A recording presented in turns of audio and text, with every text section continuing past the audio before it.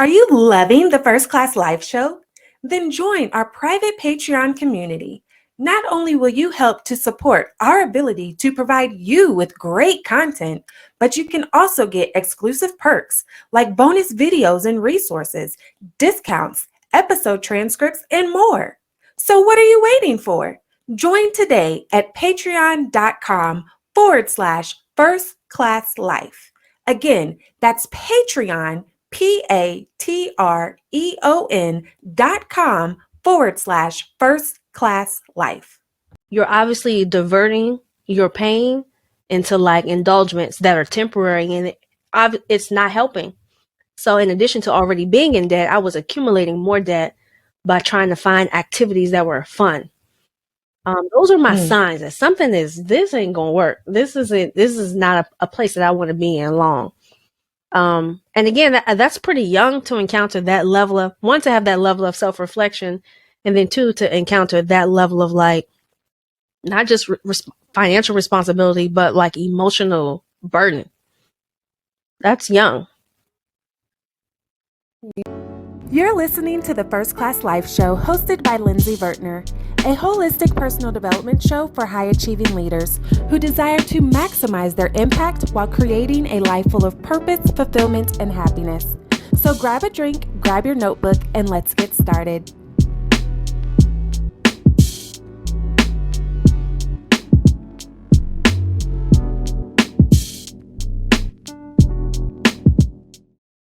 Welcome back to another episode of the First Class Life podcast, your personal development show for you to maximize your impact while creating a life full of purpose, fulfillment, and happiness. And I'm super excited for y'all to get to know Linnita Hosten, who I had the pleasure of meeting a few years ago. And she has a lot of knowledge to share with us. And y'all, ain't she fly? Ain't she fly? We are going to hop right into it. I don't want to keep her from y'all any longer. So, Miss Linnita, welcome to the First Class Life Studios. How are you? Hey, girl. Hey. I'm excited to be here. Thank you for having me, for extending the invitation to be here with you. Absolutely. So I know that I know how fly you are, but we got to let the folks know how fly you are. So tell us a little bit about yourself. Like, who is Linnita really? Oh my gosh. Super type A and very anal, plan on everything. Don't walk nowhere without my journal. But I was raised in Landover, Maryland, in Prince George's County, by two blue-collar workers. I learned work ethic very early. I had a job since I was 12. I used to sell candy out my backpack. I did everything. I was the by the rules kid. I was the kid who parents loved because I did the rules. I learned pretty quickly as an adult that I was a people pleaser. I learned pretty quickly as I got older that was a form of people pleasing. But yeah, I've always been hardworking because I watched my parents do that. And I'm just a regular old person. A regular old. She's being very humble, y'all. She is being very humble. And my apologies for my phone ringing, okay? Call it, Lindsey.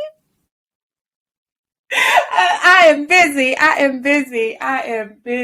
So it is definitely on silent now. Look, we keep it real here on the First Class Life podcast, okay? So it happens sometimes, and we keep it going, and we go with the flow.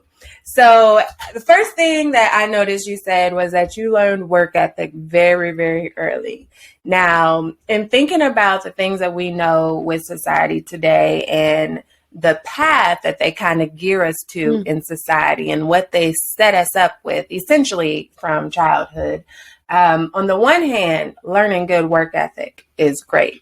But on the other hand, you know, it can be detrimental to those of us that want to be entrepreneurs or create legacies or required to design a life of our own. So what did that look like for you as far as your work ethic that you were learning as a child?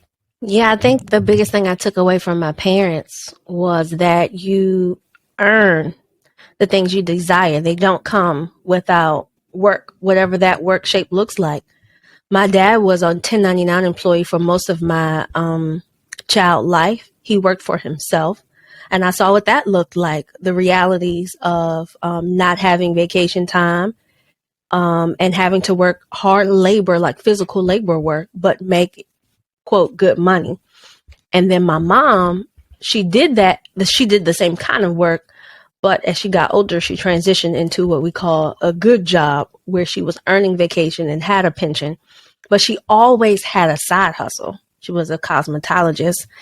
And when we moved into our first single family house, because I grew up in like a 700 square foot townhouse, when we moved into a single family square house, 5,000 square feet, which is a big difference, my mom kept her side hustle. So I saw her do two things. I saw her work full time and I saw her work part time. And what that looked like, she didn't have a lot of free time.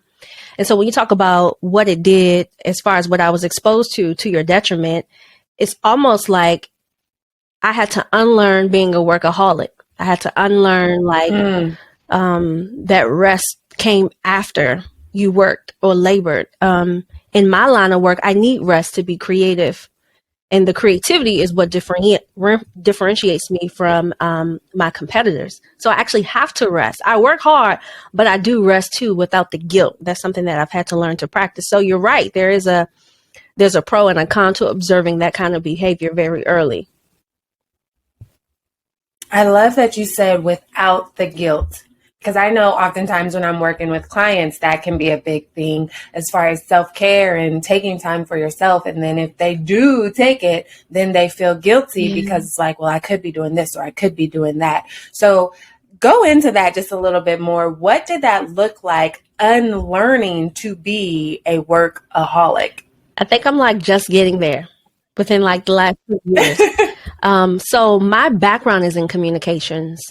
I studied that in undergrad. I've only worked in communications, my professional track. And the industries have varied from education to transportation, to higher education, to telecommunications. And so I've always worked alongside my business. So I work full time now, and I worked full time when I started. And I remember let me give you some backstory. My work ethic started because I had to. When I was 24, I was dating this guy. We merged our lives financially too. When we broke it off, put two and two together, you know how that works.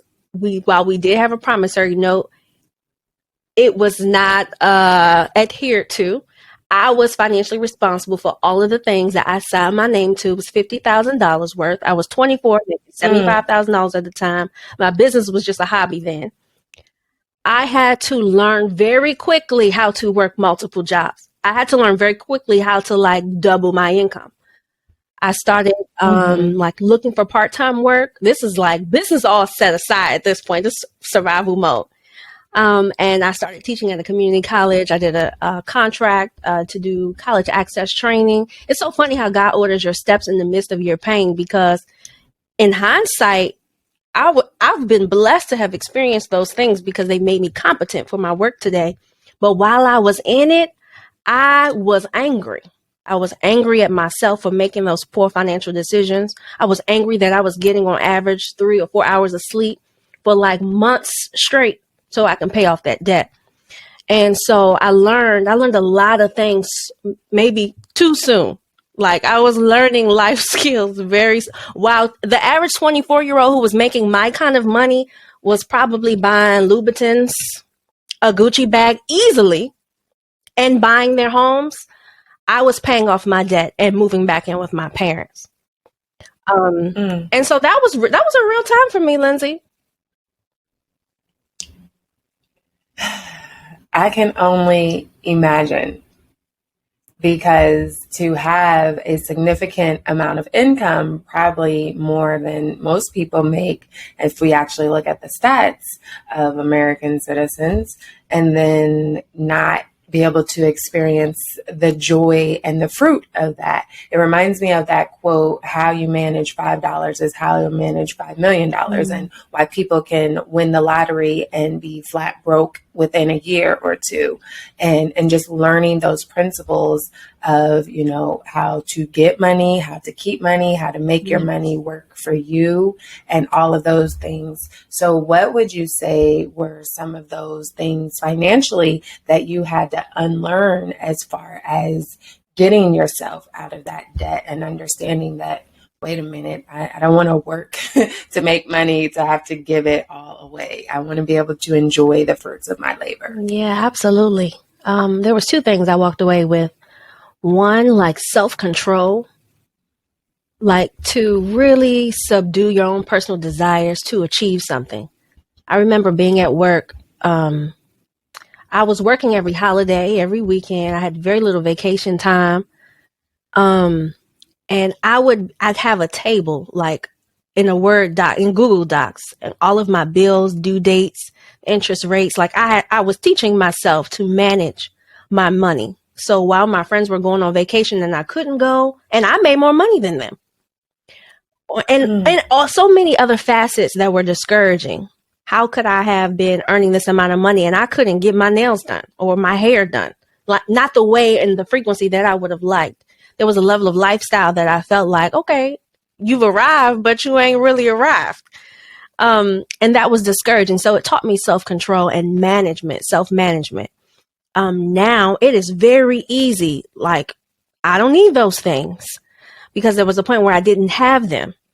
And now I could buy them. I just choose not to indulge in that way. The other thing it taught me was saying no. There's this thing that I had to learn, like I call it acknowledging my body's response to its environment. When someone asks me for something or asks me to do something or give something, my body is always responding. Your body is always responding, listening to that. That's your girlfriend called intuition. And like answering to the way it makes you feel. People would ask me for things and I'd be like, oh my gosh, that's a stretch. That's a lot. But I could figure it out. I'll make it work. I can come through for them this time. I don't do that no more, Lindsey. Say no, I say no immediately. I don't even have to think about it. It's not even let me think about it. It's okay. In my mind, I'm quickly processing. Is this a liability or an asset? And if it's a liability, the answer is no. Quickly, and people say this in business, the faster you hire, you hire slow, fire fast. It's the same thing with decision making, which is what I'm really passionate about teaching my students. So yeah, those are the two lessons I learned: self-management, organization, very basic budgeting, and being okay with my no.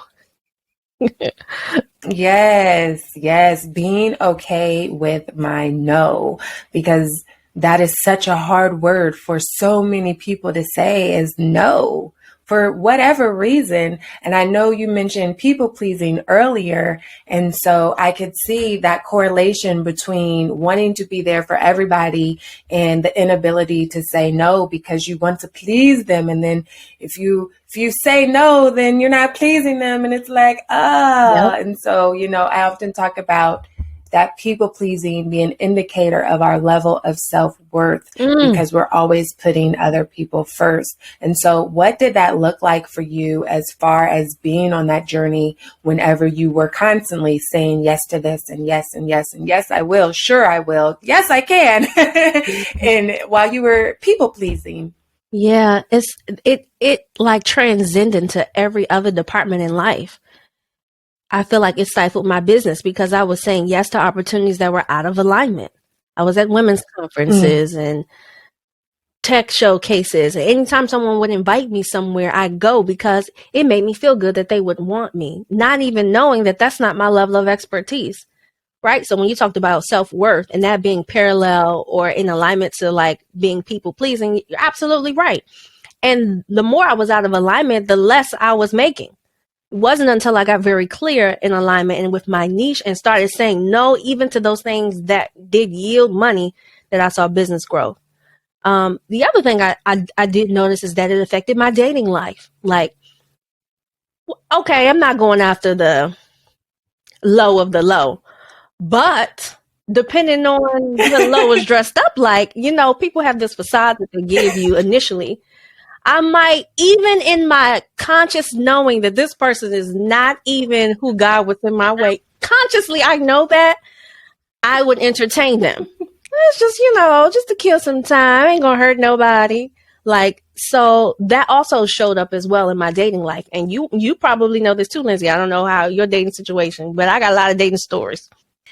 But the more I entertain and allow like those kinds of persons' energies to like absorb my space, the less room I had for the person who got designed for me. And my girlfriend said it best. She said, when you date people who God didn't assign to you, you're literally giving away everything he wanted you to save for the person he was saving for you. So why don't you just save that energy so you can have something to give?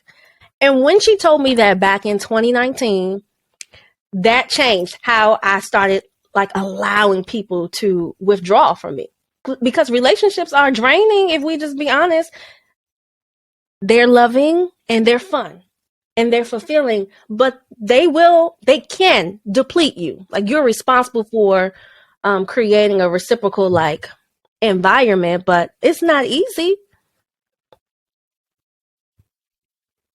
That's so true. That is so true, because every interaction you have, there's always an energy exchange. You're either gaining more energy or you're being drained of your energy, or it's an equal exchange. Mm-hmm. Like, you're neither up or you're neither down. And so it's definitely important to recognize that in intimate relationships, because usually those are even more impactful than, say, a friendship or a coworker or colleague or something like that. But either way, it's important to be mindful of the energy exchange with every single person you come into contact with. And so I love that you brought that up about your friend saying, like, you're supposed to be saving that energy for who's really meant for you, not wasting it on these moms, okay? So how did you begin to start to recognize that energy exchange and be like, you know what? I can do this. I can do this. What actions did you take? All of my breakthrough moments came from heartbreak. I'm like the modern day version of Mary J. Blige. Like, her music, like the one that you like pull out when like your girls come over, it came from a place of pain. And so I think my last like emotional breakthrough, I was dating this guy. Typically I date an older man because I've always been older than my age. I'm 32. This is the first time I dated someone who was my age. He was 32. He was, in my mind, he was probably like 25. But he was a nice guy, super sweet. Okay, I give everybody a chance. This is me. Back then, I just give everybody a chance. Long story short, I remember he called me at work one day. He was like, "Are you sitting down?" I was like, "Yes." He was like, I'm going to give her another name. He said, Sean is pregnant. Sean is his ex. I was like, pregnant by who? Like, it wasn't even registering. Like, pregnant by who? And he was like, by me. And I was still like, it wasn't really registering in my mind what he was saying. And he was like, I can't believe this is happening. I'm so sorry. What do you mean you can't? I'm sorry. I'm trying to contain myself, but what do you mean you can't believe it's happening? Like, obviously, you know what you did to make something like this happen. But okay, go ahead. I'm sorry. I went in the bathroom at work and then it registered like, okay, so that means that, and these are raw emotions in that moment. There was something about me that was not enough for you. So you went back to a place of comfort. Why? How am I contributing to showing up in this like situation that doesn't allow you to feel like this is enough? And him and I had a very good conversation. For every strong Black woman, I really want you to hear me out here because I identify with those words while I've learned how to show up not less strong, but more healthy in my strength in relationships. He said, what I love about you is that you always push me to do more, to be a better man, but you don't make me feel like, the exact words, you don't make me feel like safe and secure. I feel like I'm not enough. She makes me feel like I'm enough. She takes like what I have to offer. It's enough for her. And these are his exact words. That doesn't make it right, but it was a place of comfort enough for me to go back there. Now, all of that is, I could give you so many adjectives about what that would mean about him, but that wasn't the opportunity to point fingers at him. That was an opportunity to point fingers at me, because anytime you can make a person feel less than, now some people may say that's not my job to make them feel, I agree, but it's also an opportunity for us to love people for where they are and still find a way to express our differences in love. That's what that taught me. So when you ask me what was your breakthrough moment? It was learning, first being disappointed and hurt, but learning that disappointment and hurt was caused by how I was making another person feel, particularly a man. So me and Mary got a lot in common. The moment you said, what have I done that it wasn't good enough? I know that can resonate for so many leaders that are listening to this right now, because that often, is something that we struggle with as leaders, and then especially as female leaders, because it's I do this and it just doesn't seem good enough. And that's also why we go into people pleasing, because we are striving to be good enough, and we can't let this person down, because if we let them down, then we're not good enough. So I know you just shared that intimate moment, and thank you for that. But just hearing him say that, and then knowing that you were already feeling like, why weren't I good enough to make you go back? What did that really do to your emotions in that moment? Yeah, it caused me to go to therapy, because I couldn't wrap my head around how being beautiful, successful, let's keep it real. I'm attractive. I'm self-sufficient. I would be like a prized possession. In my mind, it didn't make sense that I wouldn't be good enough, because I was tying my value to those things, not taking accountability for who I am. Who I am is separate from all of those external attributes that people see me as. There's a distinction between the two. People aren't in a relationship with my looks, my money, and my accolades. They're in a relationship with our level of intimacy. That's on me. I have onus on that. Distinguishing the two, and it's really easy to be stuck there, especially the more you level up. To be quite honest, the more money you make, to differentiate the two, unless you are leveling up with someone. But if you continually leveling up and you've never really shared an intimate space with someone for a long period of time, it is hard to distinguish the two. It's I have to learn. It's a new muscle that I have to create. And I'm really glad I learned it early. I want to learn it before marriage. I want to learn it before I self-sabotage, to be quite frank, relationships that I really desire. So I'm glad that I learned that lesson then. The other thing that I want to acknowledge is that let's hold the man accountable, because I didn't put a gun to his head and tell him to go shoot up the club and somebody else. He owns that part.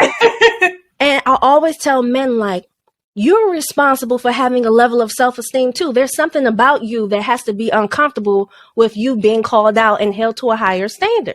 Let's not negate that conversation either. So I didn't omit that conversation with him, and I don't omit that conversation with men, but I am cognizant now of how to have those conversations. I did want to acknowledge that, because I ain't let the brother off the hook. I ain't want nobody to think that, right. No, it's a two-way venture here. Two-way. Thank you for circling back for the folks in the balcony. Okay, it's very important. He was responsible for his actions.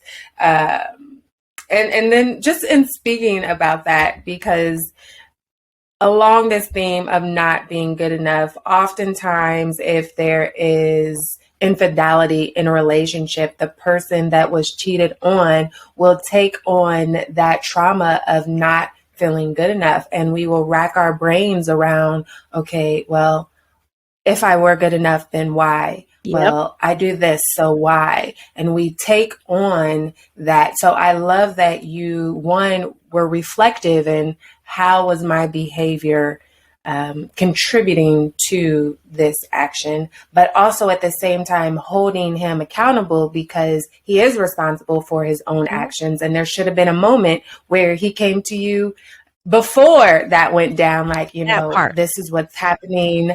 Like, let's This is communicate, how I let's discuss, feel. let's try and grow and work through it. Yep.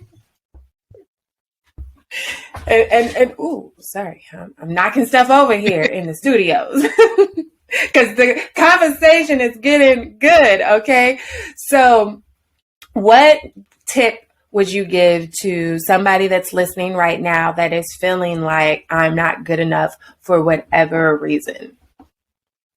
I did not have this level of clarity. Well, I won't take credit for this level of clarity without crediting my therapist.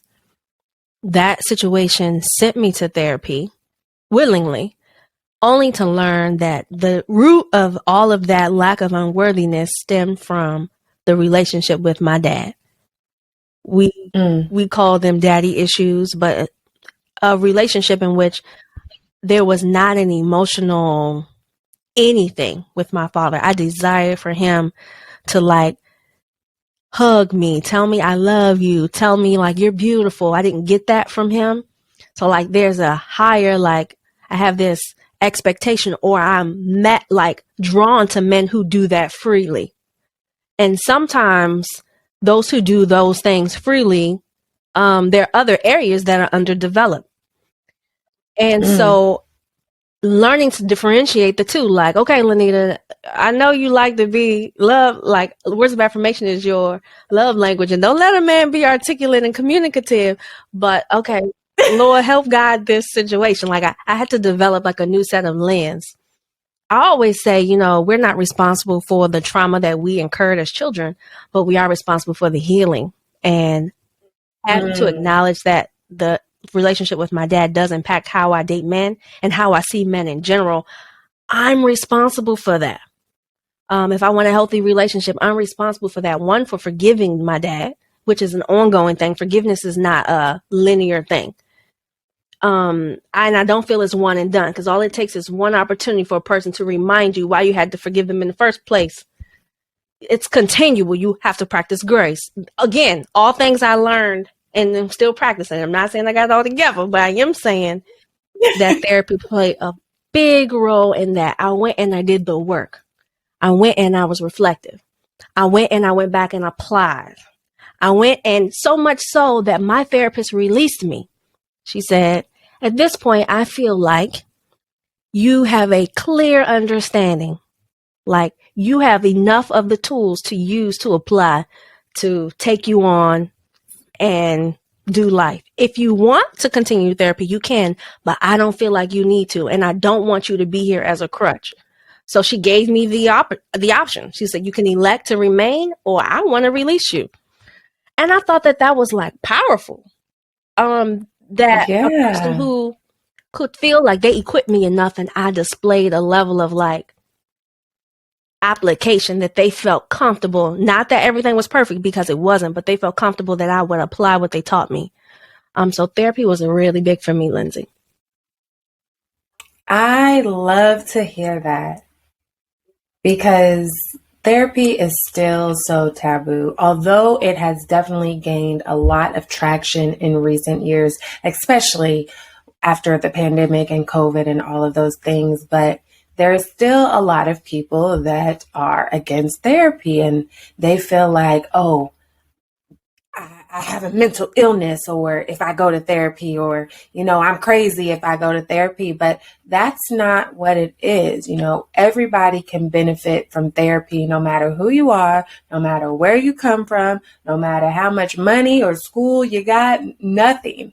Like, we all can benefit. Like, some people need it a little more than others, but that doesn't mean that you are mentally disturbed, maybe just having some emotional things. So it can definitely be a preventative tool so you don't have things pop up down the line. But because it is so taboo, a lot of people continue to suffer in silence. So I want to know, in your decision to go to therapy, I know you had your breakup and you're like, let me go to therapy for this. But was there any struggle with making that actual decision to say, all right, yes, I'm going to do it? Yes, there was. I was given this exercise. My therapist's name was Abby. She told me to tell my dad how I feel. Like, tell him how I feel about what occurred in my childhood, how I felt I would have liked for him to show up and be present more. And I couldn't. So she gave me, let's say she gave me that assignment at the 1st of March. We were at the end of March. I was coming and I was going bi-weekly. And she said, don't book another session until you have that conversation with your dad. And I was like, what? You mean I can't come? We can't talk? We can't? She's like, no, you have to do it. And then we'll come back. It took me 3 more weeks. I remember riding the train. I was headed back home and I was like, this is the day because I need to go see Abby. And if my ticket to see Abby means I need to have this conversation, I'm about to have this conversation. So I didn't call. I sheepishly admit that I sent a text message. But I just shared everything how I felt. I shared like that I was really appreciative. She taught me the sandwich technique. Which is like, say the good, package in the areas of opportunity, but finish out with the good. And I told him, I am very fortunate that you were a part of my life because you were here. These are all the things that occur. I value those things. They made me who I am. But there are some areas that I really wish you would have shown up. I really wish you were more present. I wish you could express how you felt about me. I wish you'd show up to support me in my business. And I ended by saying, like, I want a better relationship with you. I want us to like spend time together if you're open to that. And it was so releasing. It was so releasing, Lindsey. And I felt like he heard me. He responded right away.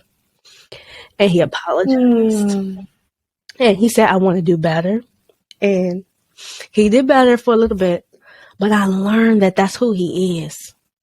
So you could go through all of that with the expectation of change or a person evolving. Like, because I'm evolving at this point. I'm being vulnerable. I'm holding persons accountable. I'm showing up for myself. But he didn't change. I had to be okay with this is who he is. And that's what I meant by forgiveness and love. Well, one, love is unconditional. Once we learn that, my conditions to loving him is not if he shows me the emotional support I really hunger for, but the condition is just that God asks us to obey our parents.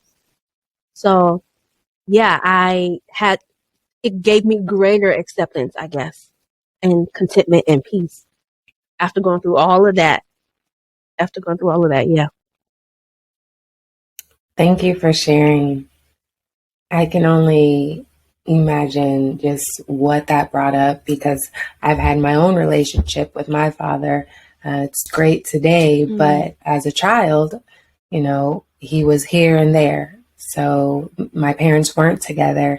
And, I had that resentment, like, that's what started my path of not feeling good enough and people pleasing, because in my subconscious brain, if I'm good at this, then I'm good enough to be his daughter. If this person likes me, then I'm good enough to be his daughter. Now, obviously, I'm not directly telling myself that as a child, but that's what's happening in our subconscious. And that's why I think therapy is so important, to heal those childhood traumas that we don't even recognize are controlling how we behave as adults and controlling what we attract or repel into our lives.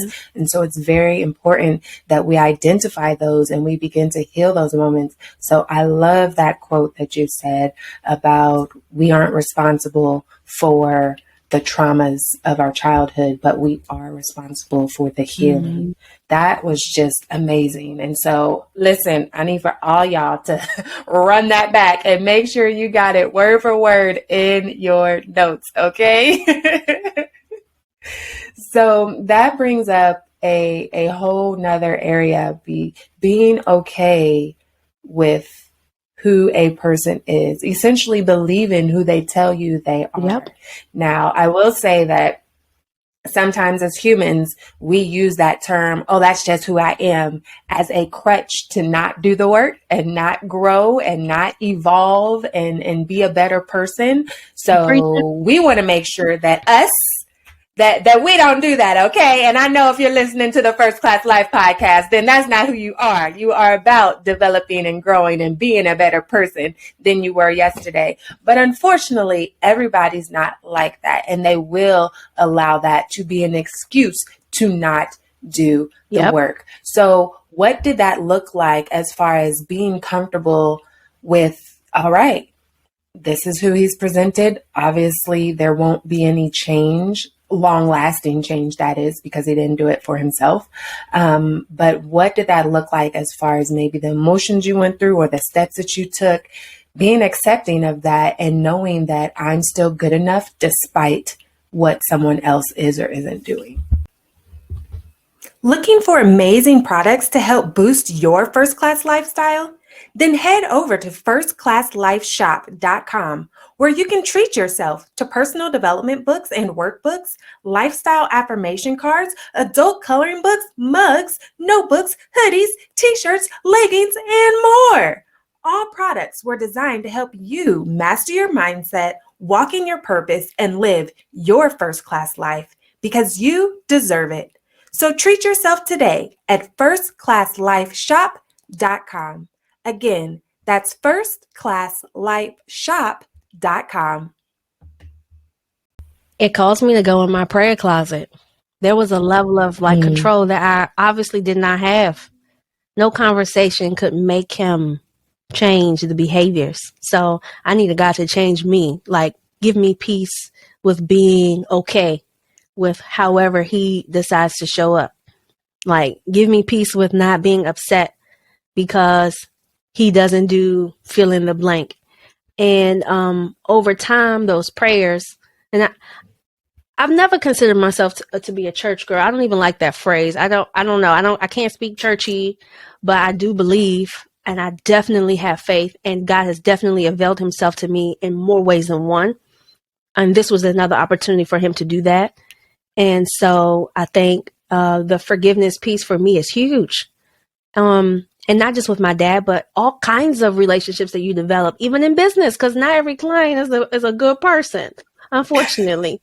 But learning to forgive them, I think it just translated into other areas as well. When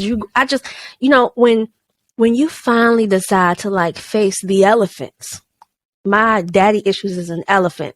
The subconscious, natural, innate desire to people please, that's an elephant in my life. When I started facing those things, I could clearly see its connection to other areas, and it made me a better decision maker over time. So I could clearly practice forgiveness. Valentine's Day, when I was at the restaurant and I waited for 2 hours, and I was the only Black woman or the only Black person, by the way, who waited that long. I could clearly operate in forgiveness here because I had to tell you, thank you, but I won't be coming back here. Okay. Just like that, with a level of peace. But I guess what I'm trying to say is there's power in acknowledging those things, because over time you become a better person and it'll show up in other areas. I love that because it really does affect all parts of us. Oftentimes we like to put things in a box and we think, oh, if I put it in this box, then I don't have to worry about it and I can focus on something else. But what we don't realize is that life is not easily clean cut slices of pie. Nope. I love food, so I talk in food analogies often, okay? But a cheesecake is firm, right? A good cheesecake is nice and firm. You can cut a slice, easily pull it out, and the rest of the pie stays intact. And that's how we like to think that life is, and we compartmentalize. I'm going to make these slices, and that's going to be that slice. I'm going to put this slice actually in the freezer. It's not even going to touch my pie. But that's not how life is. And instead, life is a filling pie, like a cherry pie or blueberry pie or something like that, where you cut a slice and you got to do some work to get your slice on the plate. And after you remove that slice, the ooze and the filling from the rest of the pie is trickling down into the pan where you remove that slice and left some spaces. And that's the way life is. Like, it all oozes together, no matter how much we try to separate it. And it does affect how we show up in business or with our clients or coworkers or with our family and friends, how we show up financially, how we show up in our relationships, our intimate relationships. So I'm so glad that you brought that up, that it's affecting other areas. So this has been a good discussion already, y'all. Listen, we're going to take a quick break with the game, okay? Are you up for a game? I love me a game. Yes. We're going to play a little game. Let me get my timer out. Let's see. Timer. Stopwatch. Here we go. All right. So I got so many more questions that I want to ask you. But for now, we're going to play what I call first class favorites. Okay. And so how this game works is, first thing that pops in your head, you have 10 seconds to answer what is your favorite ... Fill in the blank. Okay. Now, for all the viewers and listeners, make sure that you are a member of our Patreon community, because we have a running list of some of these answers. We have our first class favorites like playlists, books, all of these things, so that you can enjoy and you know, the songs. You can go and have your playlist, or the book, the reading list, you know, because we're all about growth. If you like to read, you'll have a whole list specifically recommended by our phenomenal guest here. So make sure you join our Patreon community. Meanwhile, let's look. You done got a hint of some of the questions there. Let's get started. I'm going to start you with an easy one, okay? So 10 seconds. What is your favorite color? Purple. Oh, see, look, nice and easy. Had to ease you into really it. easy. Yes, I love purple. So reset. What is your favorite movie? Go. Training Day with Denzel Washington. If ain't nobody getting shot, killed, or stabbed, that's not my kind of movie. So, yeah. I love it. And I could instantly picture Denzel in that one. Too. Okay, so what is your favorite book? Go. The Defining Decade. Good. You talking about a good read? The Defining you all the way together. Decade. Like they're talking about the year of your 20s, essentially, how it sets you up for life, and it's true. I read that at 28 after I'd already set myself up. But if I had read that prior to meeting that guy, it would have definitely changed my perspective. So the Defining Decade is good. The Defining Decade. Who's the author? Do you remember? I don't remember, but it's the only book with that title. Okay. Don't worry, y'all. It's going to be on the first class favorites list. So make sure you remember the community. All right. Your favorite food. Go. Oh my goodness. Okay, so since I've been trying to keep my little body together, I've adapted a pescatarian diet, which means a lot of the foods that I eat are not fun, just to be honest. I don't go to the gym. So my favorite food, I mean, sadly, it's a really nice salad, but I love a candy apple. Listen, when sis stressed out, if I'm not pouring a glass of wine, I'm going to get a candy apple from the candy store. Love it with the like caramel, nice. Chocolate, pecans with almonds. So good. And listen, y'all, for the record, she did not beat the buzzer on that one, okay? So if by chance you were maybe playing some sort of game where, like, you had to take a shot every time she missed the buzzer, that would be your time to take a shot because she missed, okay? But I'm not influencing anything. No. What is your favorite place to travel? Go. Grandma's house. Grandma just does something to my spirit. I mean, she makes you just feel warm and bubbly. Her birthday is actually tomorrow. So yeah. Oh, happy birthday, Grandma. Happy birthday, Grandma. Where does she live? She lives in Brooklyn, New York. Brooklyn, New York. Okay. Brooklyn, New York. Now, that's going to be on the list, but you can't go to Linnita's grandma's house, okay? Unless you're invited. You're not invited right now, but let's go with, what is your favorite drink? Go. Any kind of drink. Okay, so I've recently fallen in love with Crown Royal Apple on the Mm-hmm. rocks. Prior to that, I was Mm. a Jack and Ginger Ale gal, and I love a mean Kentucky Moscow. So those are my alcoholic beverages. And then I love a pina colada too. Mm-hmm. Mm-hmm. So with the Crown Apple, Mm-hmm. right? I'm not a Crown drinker, so I don't be knowing. But I do know mix that with lemonade Mm. one day. Okay, I'm gonna Yeah, try it, and Crown I'm gonna let you Apple know. with lemonade. And let me Okay, know. I did have that one time. It was a drink that was fixed for me, and I was like, "Oh, okay. Now this is that fine." sounds so good. All right, last one. What is your favorite relaxing activity? Go. I actually struggle with relaxing. Can't even lie. I'm still learning this. Mm. This. I don't even like the idea of waiting in the nail salon more than 45 minutes to get my nails done. So I'm still learning to sit down. But if I had to pick one, I've signed up for yoga and I've gone to only one class. My next class is coming up. So that might be my new favorite, but I'm still trying to get that area together. Hmm. Thank you for admitting that. Because some people would just like make up an answer, shout something out for the sake of shouting something out, right? But I think it's important to know that as leaders, we don't always have it all together all the time, and just being willing to admit that. And so understanding that it's a journey, and you wanting to do better as far as finding those relaxing things and being willing to do better and understanding the importance of being able to relax and prioritize your self-care. Yeah. So thank you. Thank you. Well, I hope you enjoyed that game, my lady. I did. I And want to ask you, what's your favorite drink? oh, my favorite drink. Okay, so I have to say one of my homemade smoothies because yes. So here's the thing, like I never really use the same thing. I don't measure. I just pour. Like I literally will see what ingredients I have. So there's always some type of liquid. And if I'm having like a good time, like if I'm hosting with people over, then usually that liquid is some type of alcohol. If I'm by myself, then it might be just juice or something like that, or maybe some wine.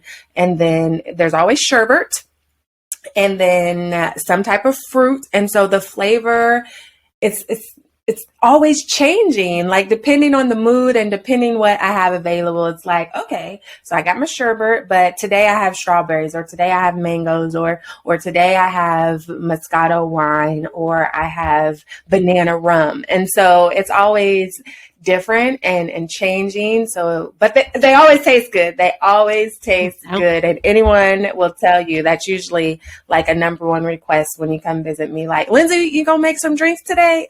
Well, I wasn't, but I can. I love that. Okay, barista. Yes. Outside of that, I would say lemonade. I love me some lemonade, all kinds of lemonade, all the flavors of lemonade.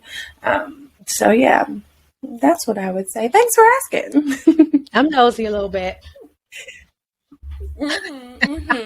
So, getting back into this discussion, there's something that I wanted to touch on, and then I want to talk about how you kind of came into what you do. I know that you have overcome depression, and so we've already talked about a couple different things that you have overcome in your journey to who you are today. But where did depression come in that journey, and when did you realize that, wait, I'm depressed? Or did you realize that somebody else had to tell you? So what did that look like? Yeah, I realized that. I always thought depression was for crazy people. That it couldn't happen to me. There was nothing wrong with me. I had a good, quote, life in air quotes. And that was for people who like, yeah, something's wrong with them. I remember my grandmother called me. She had found out about me moving back home after the breakup that I encountered when I was 24. And she was asking me how I was doing. She was very invested because she met the young man and she really liked him. And she was calling to ask me if I was okay. And she and I didn't have this is the grandmother on the other side of the family, not the one in New York. But so she and I didn't have a relationship enough for me to feel naturally vulnerable. But out of nowhere, I just started crying. Like I just broke into tears. Like I don't know. Like I feel like I feel like I failed. I feel like I'm just in a bad place. I can't even like wrap my head around the words. This is what I was telling her on the phone. And it clicked in my mind because I knew she and I didn't have that kind of rapport, that I was obviously very in an unhealthy emotional state. That was the first sign. The second sign was I went to go get gas and my debit card didn't work because I'd maxed it out. I went to pull up a credit card in my wallet and I tried to use that, and that didn't work because it was also maxed out, because I was using money or things, food, places, hotel stays. I went to see Beyonce. I was trying to find happiness. I was getting my hair done every 3 weeks, like just because, frivolously spending money in Sephora. And so that was the final flag. Like, okay, you're obviously diverting your pain into like indulgements that are temporary, and it's not helping. So in addition to already being in debt, I was accumulating more debt by trying to find activities that were fun. Those are my signs that this ain't gonna work. This is not a place that I want to be in long. And again, that's pretty young to encounter that level of, one, to have that level of self-reflection, and then two, to encounter that level of like, not just financial responsibility, but like emotional burden. That's young. Yeah. And what a way to be self-aware. It's very important that we do what we can to strengthen that muscle of self-awareness, because so many people are not self-aware. However, when you're self-aware, it can help you to recognize moments of turmoil. So, for example, the analogy that I'll use is like, say you go to a restaurant or a building or someplace, you've never heard about it, you don't know anything about it at all, but you go there, and when you walk in, all of a sudden you're uneasy. You know, you feel a little funny, you feel a little strange. That goes back to what you said earlier in the show about listening to your body's response to the interactions and environment around you, right?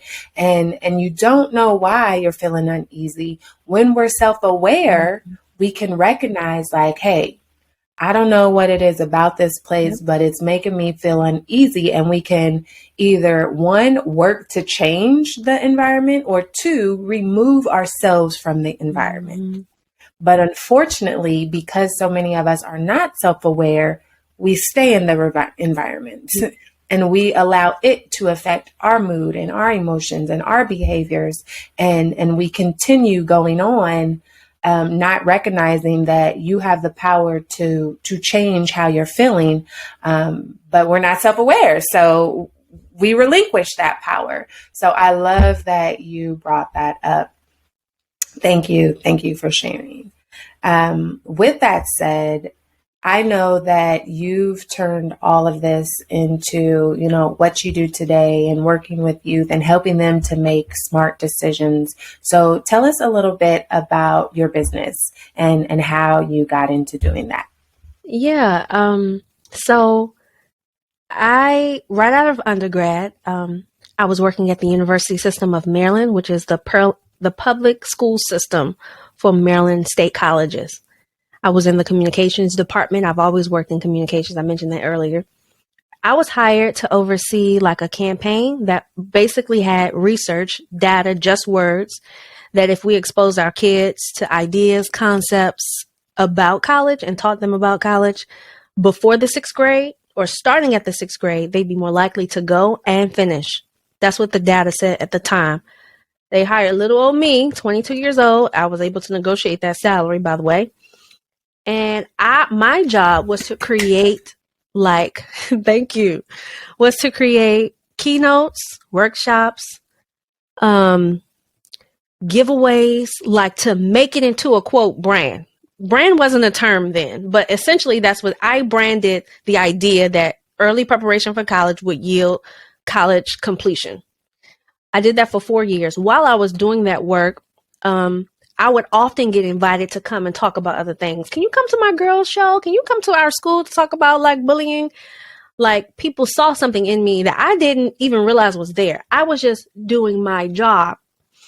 And so if you think about that, I had a lot of practice early. Before I was a professional speaker, I was a practitioner. I was learning, and I got my sweating bullets in middle school auditoriums. Like when kids don't care about your feelings, they could laugh, they will throw stuff. Like that's how I got my start. My work days look like this. I'd be in a middle school. I'd do 7 assemblies. I touch every student. 7 assemblies back to back. I'd have a lunch after like the 4th one for like 30 minutes. That was my work day for 3 years. So people ask me, how did you get so good? That's how I got good. Like you do that, you will be good too. So that's how I started. As a result of being in that environment, I ran into a guy who had a desire to create his own platform as a public speaker. He wanted to work together to do a co-gender student leadership tour. I thought he was crazy at the time because I was young. Who's listening to a 22-year-old motivational speaker? Because at the time, those were the titles we were using. And I was like, I don't do this for work. This isn't who I am. I'm not a motivational speaker. And he was like, actually, you have a gifting that I feel like if you use, you could help a lot of young men and women. So the short version is I took him up on his offer. We did a student leadership tour. We had like 4 locations across the DMV. And that's how I got my start. It started off as just being a speaker locally. So I do workshops, character development courses, graduation speeches. And then someone that I met on Facebook suggested that when I met her, okay, let me back up for a second. A girl that I met at a dinner party, she asked me about my business. At the time, it was just me speaking to kids, workshops, and churches. And she asked me what was like my big, bold dream. I said, I want to speak to college students because at the time, this business tells you very early that colleges have a budget to pay you. And so I was saying to her, like, I want to speak on college campuses. And she was like, oh, I know somebody that does that. I can connect you with him. She connected me to the guy. He taught me about college speakers agencies. I applied. The first year I did not get in. The second year I got in. And that took me from local to national. So people ask me, like, how do you get clients in Ohio or Oregon or Idaho, places that I ain't never been and ain't no Black person in there? And usually those kind of places come from the agency. And so I went from local to national. But when I got on those college campuses, I was meeting students who were like me. Like in my senior year, after spending $50,000, I had no idea like what I'm supposed to do with that. Like, how does that connect to what I do after I finished school? There was no connection. The only understanding that I had, Lindsey, was if you go to college and finish, you have better opportunities. And when I started meeting more students on college campuses who had the same buyer's remorse, like doubt, fear about finishing school, that is how I created the Excellence Academy. And so I wanted to work more closely I wanted to get students before they got to college. So I reverse engineer how I supported them, and I created my first program. It was called the Dream Career Academy for high school students, getting students clear about who they are, what they want, before they decide on a major. Like, you don't know who you are, you deciding to choose a major. Like, how did you make that decision? Based off of what you saw on media or what someone told you? That's not a substantial way to make a decision. You make our best decisions when we're most knowledgeable. So that means you have to do some learning. So the Dream Career Academy was really about self-exploration before we got to career exploration, like self-reflection, lots of activities. And then it evolved into the Excellence Academy because as I was working independently with students, some of the conversations that they were having with their parents were contrary to what I was teaching. So I'd say, dream big, open your eyelids, ask for opportunities, ask mom to drop you off. And they come back and say, well, my dad says he don't have time. Or my mom says, like, I need to focus on what's going to make money. And I totally understood where the parents were coming from, but it was an opportunity to also coach them. So we call it the Excellence Academy because we support both the student and the parent. They're like learning this together. They're self-exploring together. They're personally developing together. As a result of that, their relationship grows so that they can become not just like the authoritarian in their life, but they want to be more of a consultant in the life of a teen who actually desires autonomy at that point. So we can guide them better when we have better lines of communication. And so the short answer to your question is I started off locally, going to church groups. I started speaking to college students. I saw a greater need. I developed my own curriculum, packaged it in a program, which is an online course. And that kind of leads me up to today. So as of today, I founded a curriculum development program for Black high school students that helps them focus on college and career exploration. Everybody talks about college prep. I do not teach anything about ACT, college application components, how to get in, how to win scholarships. You can learn that on the internet. Okay? I hate when people, can you come help me? That is the bare minimum that your child needs help with. They need help with like getting clear on who they are and how they're planning to leverage the 5 to 6 figure investment that we are about to put them in. That's where I come in. That happens before you apply, before you say yes to a campus.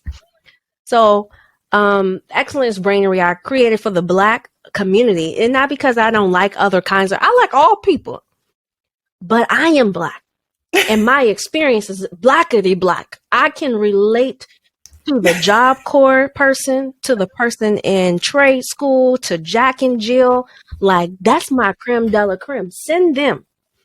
I can relate to other audiences too, but there's nothing like my story resonating with someone who looks like me. This year, when I wrote my latest book, The Pursuit of Black Excellence for Teens, I wrestled with, are you ready to like use that label Black? Like, because now it's very obvious who you're targeting. I could get away with that all this other time by just having pictures of all kinds of people. But this year, or last year when we started the project, I said, well, who needs it most? And who hires you? It's the Black woman. So that's how we were able to label it and niche down. So that kind of leads me up to where I am today. I love it. I love it. And it's so important, you know, just being able to connect with who it is that we are working with, who it is that we're listening to. And that just goes to show, you know, they say, it's Taria Yvonne. She says, niches get riches. But right. Like, instead of trying to be broad and reach everybody, we're not meant to serve everybody. We are meant to serve a select group of people because there are billions of people in this world and we don't have the capacity to serve everybody. And when we focus in on the specific people that we're meant to serve, that doesn't mean that the other people won't get served, because they will, by the people that are meant to serve them. But that just means that we can serve who we're called to serve with excellence, as you say in the title, to Brain Excellence Academy. I love it. I love it. So if somebody is interested in working with you or joining the academy or, you know, different things like that, then what programs do you have? Where can they sign up for that? More information about the Excellence Academy is available at workwithlinnita.com. The Excellence Academy is 16 weeks. And it only happens once a year. And that would be the best way.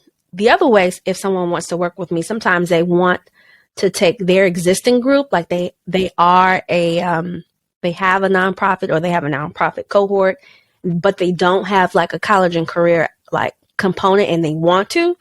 I've also been hired to facilitate my curriculum within their existing timeline of a cohort. So that's an option too. And then recently we've gotten requests to create curriculums. So you don't want me to do it. You want to create something that's evergreen that anybody can do. And so I've been asked, can you create something custom and then come and teach our like team on how they can facilitate it? That's an option too. Nice, nice. Thank you for sharing. And don't worry, we'll have all of that info in the show notes. So you don't have to worry about trying to remember it. Just click on the details underneath each episode. Now, how can people reach you? How can they connect with you? How can they follow you? Let us know where to find you on these internet streets, girl. I've tried to make it so easy. I'm on every platform as the same thing.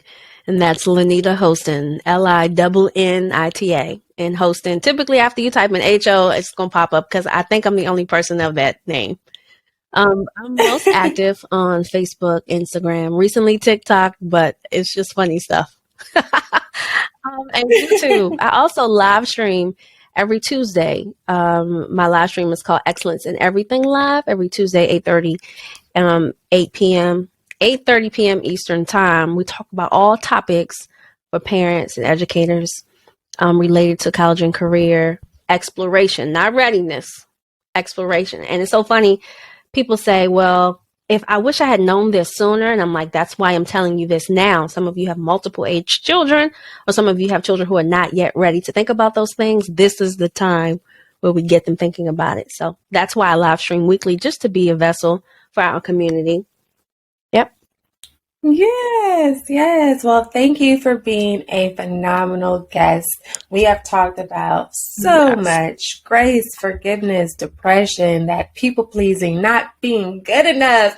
Make sure y'all go back and listen to the replay, hit rewind, take all the notes that you need, share this episode with a friend, because definitely some valuable gems were dropped. And thank you, because I know you could be doing anything in the world right now, but you are tuned into the First Class Life podcast, your personal development podcast, where you desire to maximize your impact and create a life full of purpose, fulfillment, and happiness. I truly appreciate you. Make sure that you join our Patreon community so that you can get bonus footage with the lovely Linnita Hosten and all of the things that entails. So it's definitely juicy. Make sure you join the community so you can get even more greatness for your growth in all the ways: spiritually, personally, professionally, financially. We got you, boo. Okay. With that said, until next time, thanks for tuning in. Bye. Unfortunately, all good things must come to an end. But please be sure to subscribe to the First Class Life Show. And don't forget to rate, leave a review, and join our private community so that we can continue to provide you with great personal development conversations to help you maximize your impact while creating a life full of purpose, fulfillment, and happiness. You deserve it.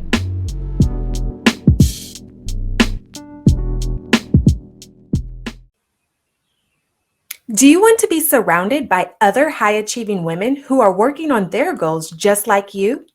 Are you looking for your circle that's passionate about their own growth yet still wants to see you shine? Do you desire to be supported through collaborations and connections instead of competition? Then Cowork and Chill is your place to be. Cowork and Chill is a hybrid of virtual co-working and virtual networking. It's a community of women who are striving to build living legacies.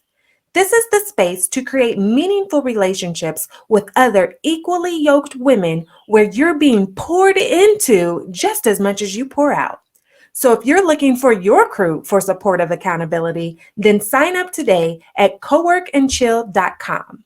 That's COWORKANDCHILL. coworkandchill.com.